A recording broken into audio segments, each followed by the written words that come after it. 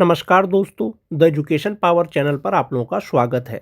दोस्तों, जैसा कि आप सभी जानते हैं, जो भी स्थानीय निकाय के शिक्षक परीक्षा पास करने के बाद विशिष्ट शिक्षक बने हैं या बीपीएससी शिक्षक बने हैं, सबका एक जो मुख्य मांग था दोस्तों कि सेवा निरंतरता का, कि स्थानीय निकाय के रूप में जो पहले उन्होंने कार्य किया है उसका गणना किया जाए और सेवा निरंतरता का लाभ दिया जाए। अब विभाग ने दोस्तों इसको स्पष्ट कर दिया है कि विशिष्ट शिक्षक हो या बीपीएससी शिक्षक हो, जो पहले नियोजित शिक्षक थे, किस प्रकार से उनको सेवा निरंतरता दिया जाएगा। आज के वीडियो में विस्तार से चर्चा करेंगे दोस्तों। सेवा निरंतरता किस प्रकार से होगा, यदि सेवा निरंतरता मिलता है या प्रमोशन होता है तो आपका जो मूल वेतन है या इनहैंस सैलरी है उस पर क्या प्रभाव पड़ेगा। वीडियो शुरू करने से पहले एक रिक्वेस्ट है दोस्तों, जो लोग मेरे चैनल को सब्सक्राइब नहीं किए हैं कृपया चैनल को सब्सक्राइब कर दें और बेल आइकन को दबा दें। जैसा कि आप देख पा रहे होंगे दोस्तों, श्री राहुल कुमार जो माननीय सदस्य हैं, माननीय शिक्षा मंत्री से सवाल पूछा गया था। सवाल पूछा था दोस्तों कि क्या यह बात सही है कि राज्य में 2,66,000 नियोजित शिक्षकों को सक्षमता परीक्षा उत्तीर्ण होने के बाद विशिष्ट शिक्षक का दर्जा दिया गया है। जो स्थानीय निकाय के शिक्षक थे, लगभग 2,66,000 शिक्षक परीक्षा पास करने के बाद विशिष्ट शिक्षक बन गए हैं, यानी राज्यकर्मी बन गए हैं। क्या यह बात सही है कि उक्त विशिष्ट शिक्षकों को प्रशिक्षित शिक्षक के रूप में किए गए कार्य अवधि की तिथि से सेवा निरंतरता का आर्थिक लाभ नहीं दिया जा रहा है? उन्होंने पूछा दोस्तों, क्या यह बात सही है कि जो विशिष्ट शिक्षक हैं, प्रशिक्षित के रूप में जो वो कार्य किया है, उनका जो है सेवा निरंतरता का आर्थिक लाभ नहीं दिया जा रहा है? यदि उपर्युक्त खंडों के उत्तर स्वीकारात्मक है तो क्या सरकार विशिष्ट शिक्षकों को प्रशिक्षित शिक्षक के रूप में किए गए कार्य अवधि की तिथि से सेवा निरंतरता का आर्थिक लाभ देने का विचार रखती है? हाँ तो कब तक, नहीं तो क्यों? उन्होंने पूछा है कि जो प्रशिक्षित वेतन के रूप में जो उन्होंने कार्य किया है, सेवा निरंतरता का जो लाभ है वो जो दिया जाएगा, क्या उनका आर्थिक लाभ दिया जा रहा है या नहीं दिया जा रहा है? इस पर माननीय शिक्षा मंत्री ने जवाब दिया है दोस्तों। वस्तु स्थिति यह है कि बिहार विद्यालय विशिष्ट शिक्षक नियमावली 2023 के नियम 8.11 के तहत विशिष्ट शिक्षकों को वेतन संरक्षण का लाभ दिया जा रहा है। वेतन संरक्षण मोस्ट इंपोर्टेंट चीज था दोस्तों। विशिष्ट शिक्षकों को भी वेतन संरक्षण का लाभ दिया गया, बाद में बीपीएससी शिक्षकों को भी वेतन संरक्षण का लाभ दिया गया। वेतन संरक्षण है क्या? वेतन संरक्षण ये है कि जो नियोजित शिक्षक के रूप में जो आप कार्य कर रहे थे, उस समय जो आपका मूल वेतन था, विशिष्ट शिक्षक बनने के बाद आपका मूल वेतन कम नहीं होना चाहिए। यह आपके नियमावली के 8.1 में निहित है। साथ ही विभागीय आदेश के ज्ञापांक 4207 दिनांक 22 नवंबर 2025 के द्वारा विशिष्ट शिक्षकों को प्रोन्नति हेतु स्थानीय निकाय अंतर्गत प्रशिक्षित शिक्षक के रूप में किए गए कार्य अवधि की गणना करने का भी प्रावधान किया गया है। यानी प्रशिक्षित वेतनमान जब से उनको मिल रहा है, प्रशिक्षित वेतन मिल रहा है, तब से उनका पूर्व का सेवा का गणना यानी सेवा निरंतरता का गणना किया जाएगा। लेकिन किसमें किया जाएगा, इसमें स्पष्ट कर दिया है दोस्तों, प्रोन्नति में। यानी विशिष्ट शिक्षकों का प्रोन्नति हेतु स्थानीय निकाय के रूप में प्रशिक्षित वेतन की तिथि से जो वो कार्य किया है उसका गणना किया जाएगा। एक ये चीज हो गया दोस्तों। अब माननीय शिक्षा मंत्री ने इसे स्पष्ट किया है कि वेतन संरक्षण का लाभ दिया गया है और साथ ही साथ जो है प्रोन्नति में उनका पहले का सेवा यानी सेवा निरंतरता का लाभ दिया जाएगा। माननीय शिक्षा मंत्री के द्वारा जो पत्र का जिक्र किया गया है दोस्तों, वो यही है 4207। शिक्षा विभाग का एक आदेश आया था 22 नवंबर 2025 को कि बिहार सरकार के आदेश संख्या 2558 दिनांक 9 सितंबर 2025 के तहत जो समिति गठन हुआ था, उसने उसके अनुशंसा पर 1 to 5 के जो विशिष्ट शिक्षक हैं या विद्यालय अध्यापक हैं, उनका प्रोन्नति होगा किसमें, 6 to 8 के विद्यालय अध्यापक में या विशिष्ट शिक्षक में। जो 9-10 के हैं उनका 11-12 में उनका प्रोन्नति हेतु स्थानीय निकाय अंतर्गत प्रशिक्षित शिक्षक के रूप में किए गए कार्य अवधि की गणना करना सुनिश्चित करेंगे। इसी के आधार पर दोस्तों बहुत से शिक्षकों का प्रमोशन का प्रक्रिया शुरू हो गया है, चाहे वो विशिष्ट शिक्षक हो, चाहे वो बीपीएससी शिक्षक हो। साथ ही साथ जो नियोजित शिक्षक हैं उनको कालबद्ध प्रोन्नति दिया जा रहा है, जिनका प्रशिक्षित वेतनमान का या योगदान की तिथि का 12 साल हो गया है। नियोजित शिक्षकों को प्रमोशन दिया जा रहा है, कालबद्ध प्रोन्नति 12 साल सेवा का, और जो विशिष्ट शिक्षक हैं और बीपीएससी शिक्षक हैं उनको प्रमोशन दिया जा रहा है यानी प्रशिक्षित वेतनमान की तिथि से 8 वर्ष जहां पर हो जाएगा, जिनका हो जाएगा उनको प्रमोशन दिया जाएगा। ऐसा नियमावली में भी था। ये विशिष्ट शिक्षक नियमावली 2023 का एक पार्ट है दोस्तों। Point number 8, point number 9। Point number 8 और 9 दोनों ही मोस्ट इंपोर्टेंट है विशिष्ट शिक्षकों के लिए। जैसा कि आप सभी जानते हैं, पॉइंट नंबर 8.1 में दिया गया है कि विशिष्ट शिक्षक स्थानीय निकाय शिक्षक नियमावली 2020 के तहत उन्हें प्रदान किए गए वेतन संरक्षण पे प्रोटेक्शन प्राप्त करेंगे, और सभी विशिष्ट शिक्षकों को वेतन संरक्षण के साथ में वेतन का भुगतान भी हो गया है दोस्तों। और मोस्टली शिक्षकों का जो एरियर था वो भी मिल गया है। पहले 25,000 स्टार्टिंग बेसिक पे के आधार पर सबको वेतन मिल रहा था 1 to 5 का, और 28,000 6 to 8 का, 31,000 9 10 का, और 32,000 11 12 का। और वेतन संरक्षण के साथ जो है वो वेतन निर्धारण हुआ HRMS पोर्टल पर, उसके आधार पर बढ़ा हुआ उनका जो भी अंतर वेतन था, एरियर था, वो दे दिया गया। पॉइंट नंबर 8.2 में है कि इसके अलावा इस नियमावली के प्रभावी होने पर उनका वेतन फिटमेंट मैट्रिक्स टेबल के अनुसार देय होगा। विशिष्ट शिक्षक और BPSC शिक्षक दोनों प्रकार के जो राजकर्मी शिक्षक हैं उनके लिए एक फिटमेंट मैट्रिक्स टेबल बनाया गया है, जिसके अनुसार उनको वेतन का भुगतान किया जा रहा है। जो वहाँ पर बेसिक पे आपका फिट आ रहा है या बेसिक पे है, उसके साथ साथ जो सरकार का DA होता है, HRA होता है, मेडिकल होता है, वो आपको दिया जाएगा, ऐसा नियमावली में था। साथ ही साथ दोस्तों जो प्रमोशन का बात था, मोस्ट इंपोर्टेंट चीज है प्रमोशन का था कि 1 to 5 के जो विशिष्ट शिक्षक हैं वो 6 to 8 के विशिष्ट शिक्षक बनेंगे, 6 to 8 के जो विशिष्ट शिक्षक हैं 6 to 8 के वरीय विशिष्ट शिक्षक बनेंगे, 9 10 के जो विशिष्ट शिक्षक हैं 11 12 के विशिष्ट शिक्षक बनेंगे, 11 12 के जो विशिष्ट शिक्षक हैं 11 12 के वरीय विशिष्ट शिक्षक बनेंगे, ऐसा नियमावली में दिया गया था। और 1 to 5 का जो 6 to 8 में प्रमोशन होता दोस्तों, वो उपलब्ध रिक्तियों के अनुसार होता। 6 to 8 का शिक्षक जो वरीय विशिष्ट शिक्षक बन जाता, वो अपने ही स्थान पे बन जाता।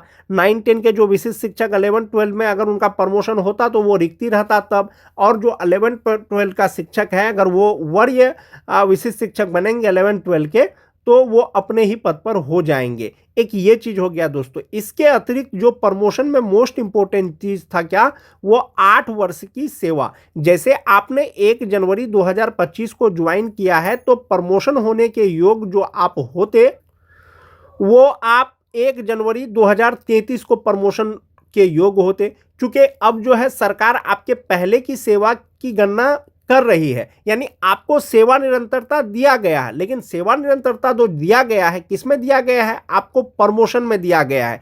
यानी कि अब आपका जो योगदान का तिथि 8 वर्ष जो गिना जाएगा, वो 1/1/2025 से गिना नहीं जाएगा, प्रशिक्षित वेतनमान की तिथि से। जैसे बहुत लोगों को 2014 से प्रशिक्षित मान का वेतन मिल रहा है, तो उस समय से 8 वर्ष गिना जाएगा। जब उसका 8 वर्ष पूर जाएगा तो उनको प्रमोशन हो जाएगा।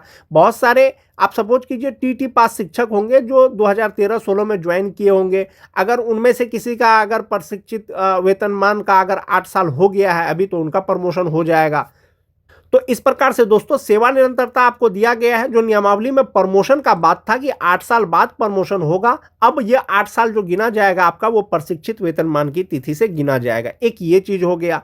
सेवा निरंतरता आपको प्रमोशन में मिलेगा। 1 to 5 का शिक्षक का जो प्रमोशन 6 to 8 में होगा दोस्तों। अगर योग्यता की बात करें, 6 to 8 का शिक्षक बनने के लिए जो योग्यता होना चाहिए वो आपके पास रहेगा तो आपको प्रमोशन होगा। 9 10 के शिक्षक हैं 11 12 में, अगर उनका प्रमोशन होगा तो 11 12 के लिए जो योग्यता चाहिए अगर वो है तो आपका प्रमोशन होगा। जैसे 1 to 5 का मूलतः inter pass plus training plus जो भी BTET CTET है वो होता है, लेकिन 6 to 8 का शिक्षक बनने के लिए आपको ग्रेजुएट होना चाहिए, साथ ही साथ ट्रेन होना चाहिए, साथ ही साथ BTET स्टेट पास होना चाहिए। तो अगर आप ग्रेजुएट नहीं हैं, आपका प्रशिक्षित वेतनमान का 8 साल पूर गया है, अभी आप प्रमोशन लेना चाहते हैं लेकिन आप ग्रेजुएट नहीं हैं, तो आपका प्रमोशन नहीं होगा। एसेंशियल क्वालिफिकेशन आपके पास होना ही चाहिए। नियमावली का 9.2 में दिया गया है कि अधिकार के रूप में किसी भी प्रोन्नति का दावा नहीं किया जा सकता है। सभी प्रोन्नति उपलब्ध रिक्तियों के अधीन होगी, विभागीय नीति को ध्यान में रखते हुए की जाएगी। इसके अलावा सभी प्रोन्नति विभाग की प्रचलित नीति के अनुसार की जाएगी, और अपेक्षित योग्यता जो एसेंशियल क्वालिफिकेशन होना चाहिए वो आपके पास रहेगा, तो आपका अगला वेतनमान में आपका प्रमोशन किया जाएगा। यानी अगर कोई 1 to 5 के शिक्षक हैं तो उनका 6 to 8 में उनका प्रमोशन हो जाएगा, यानी बेसिक ग्रेड के शिक्षक से वो ग्रेजुएट टीचर हो जाएंगे। 9 10 के जो शिक्षक हैं वो 11 12 के शिक्षक बन जाएंगे, उनका ग्रेड चेंज हो जाएगा। जो फिटमेंट मैट्रिक्स टेबल का बात किया गया है दोस्तों नियमावली में, तो वो यही फिटमेन मैट्रिक्स टेबल है। जो 1 to 5 का स्टार्टिंग बेसिक पे है वो 25,000 रुपया है, 6 to 8 का 28,000 रुपया है, 9 10 का 31,000 रुपया है, 11 12 का 32,000 रुपया है। जो बेसिक पे आपको स्थानीय शिक्षक के रूप में मिल रहा था, नियोजित शिक्षक के रूप में मिल रहा था, पे प्रोटेक्शन के अनुसार आपका बेसिक पे जहां फिट आ रहा था वहां पर आपका वेतन निर्धारण किया गया है।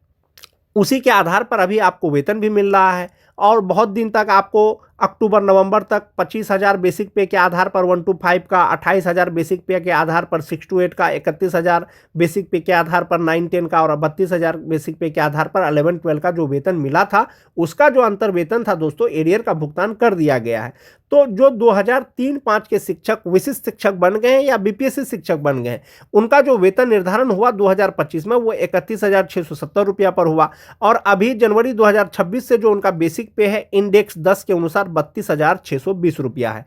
जो स्नातक ग्रेड के शिक्षक हैं दोस्तों उनका 28,840 रुपया पर वेतन निर्धारण हुआ था, अभी 29,700 रुपया है। उसी तरह से 9 10 का, उसी तरह से 11 12 का। अब जब आपका सेवा का गणना हो रहा है तो किस में हो रहा है? प्रमोशन में हो रहा है। आपका ग्रेड चेंज हो जाएगा, आपका इंडेक्स सेम रहेगा। जैसे मान जाइए कि जो 2003-5 के कोई शिक्षक हैं इंडेक्स 10 के अनुसार जनवरी 2026 में उनका बेसिक पे 32,620 रुपया है। अब उनका प्रमोशन होगा, सेवा का गणना किया जाएगा तो उनका बेसिक पे 36,530 रुपया हो जाएगा। और जो शिक्षक होंगे जिनका बेसिक पे 31,670 रुपया है उनका 35,440 रुपया 470 रुपया हो जाएगा उनका बेसिक पे, यानी 1 to 5 का जो ग्रेड था वो अब 6 to 8 का ग्रेड हो जाएगा। जो टीटी पास शिक्षक हैं दोस्तों 27,320 इंडेक्स 4 के अनुसार उनका वेतन निर्धारण किया गया था। अब चूंकि जनवरी में उनको एक इंक्रीमेंट मिला है तो 28,140 रुपया उनका बेसिक पे है। यदि उनका प्रशिक्षित वेतन मान का अगर 8 वर्ष हो जाता है तो उनका बेसिक पे 31,510 रुपया हो जाएगा और वो स्नातक ग्रेड के शिक्षक हो जाएंगे। और स्नातक ग्रेड के कोई भी शिक्षक 1 to 5 के किसी भी शिक्षक से सीनियर होंगे। उसी तरह से 9 10 का भी प्रमोशन होगा, उसी तरह से 11 12 का भी प्रमोशन होगा। अब आपका सेवा गिना जा रहा है, प्रशिक्षित वेतन मान की तिथि से जो आपने कार्य किया है वो आपका गिना जा रहा है। तो इस आधार पर अब आपका ग्रेड चेंज हो जाएगा और आपका वेतन भी बढ़ जाएगा।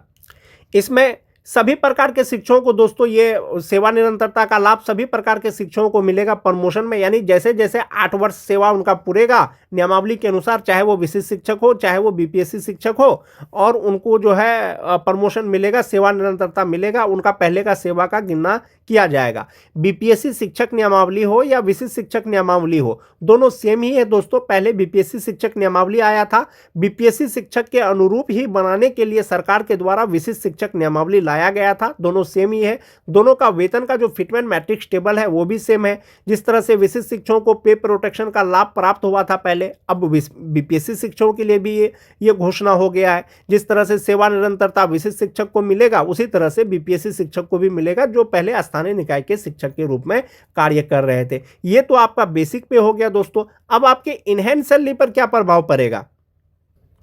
अगर 2003-5 के शिक्षक की बात करें, जो नियोजित शिक्षक हो, विशिष्ट शिक्षक हो या बीपीएससी शिक्षक हो, अगर नियोजित शिक्षकों की बात करें 2003-5 का, अभी जो 2026 में उनका बेसिक पे है 32,290 रुपया है। सेम शिक्षक जो विशिष्ट शिक्षक बन गए हैं उनका 32,620 रुपया बेसिक पे है। तो जो नियोजित शिक्षक हैं उनका कालबद्ध प्रोन्नति होता है, 12 साल जिनका सेवा का हो गया है तो उनका बेसिक पे 34,130 रुपया होगा। जो विशिष्ट शिक्षक बन गए हैं 32,620 रुपया उनका बेसिक पे है तो उनका 36,530 रुपया होगा। तो 32,620 58% डीए एचआरए मेडिकल लगा करके जो उनका ग्रॉस सैलरी होता है वो 61,357 रुपया होता है। 12,370 रुपया उनका एनपीएस अकाउंट में जमा होता है और 48,987 रुपया उसका इनहैंस सैलरी मिल रहा है विशिष्ट शिक्षकों को 2003-5 का। अब इनका चूंकि सेवा निरंतरता इनको मिला है प्रमोशन में, अब प्रमोशन होगा तो इंडेक्स 10 के अनुसार इनका जो बेसिक पे है वो 36,530 रुपया होगा।